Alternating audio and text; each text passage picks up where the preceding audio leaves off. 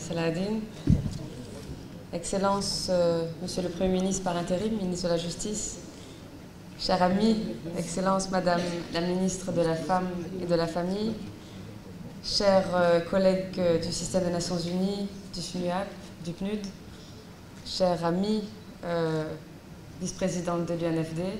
chers membres du gouvernement, ministre de l'Intérieur, de l'Emploi, de la Communication, de la Défense qui est sortie, et de l'Énergie, Madame le maire, chers membres du corps diplomatique, au nom de l'OIM Djibouti, mon allocution sera très brève, mais c'est principalement pour remercier le ministère de la Femme d'avoir associé l'OIM et la question des migrants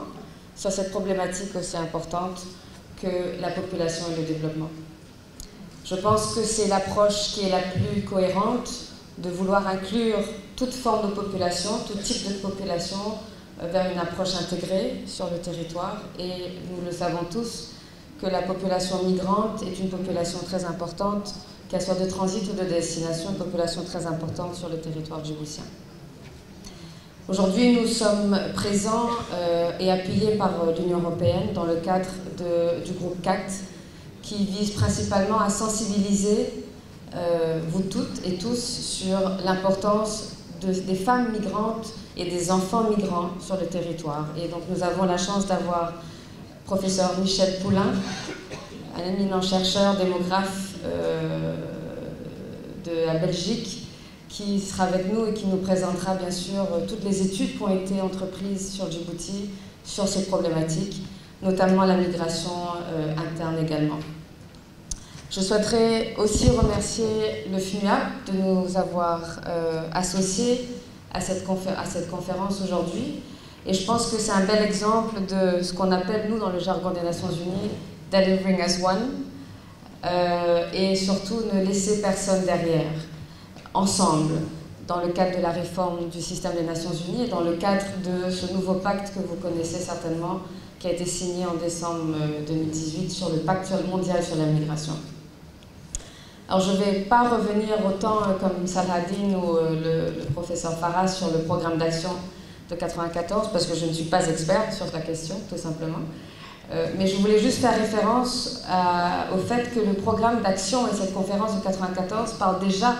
de la migration à l'époque même, en 1994, de la question de la migration interne et de l'urbanisation, mais aussi de la question de la migration internationale. Et donc déjà, à l'époque, c'était une problématique déjà importante, et on le sait tous, c'est une problématique qui a pris une ampleur considérable aujourd'hui, et notamment sur le pays que nous connaissons, qui est Djibouti. Je ne vais aussi pas faire une présentation très longue sur le contexte de Djibouti, mais sachez que la population migrante de transit représente 30% de cette population sont des femmes migrantes. 18% sont des enfants non accompagnés ou accompagnés, mais sont des mineurs en besoin et avec des situations de vulnérabilité assez importantes. Tout ça pour dire aussi que les chiffres que nous avons aussi du ministère de la Santé nous montrent que sur les 8000 naissances, plus de 8000 naissances de l'année dernière, plus de 1000 sont des migrants, sont des femmes migrantes. Pas des femmes réfugiées et documentées, mais des femmes non documentées migrantes. Donc on peut comprendre l'importance d'inclure cette population dans cette problématique et dans la réflexion d'aujourd'hui. Je terminerai tout simplement en mentionnant bien sûr l'importance de la vulnérabilité de cette population, qu'elle soit structurelle, qu'elle soit environnementale, qu'elle soit individuelle. Et bien sûr, je remercie le ministère de la Femme dans l'inclusion de cette population.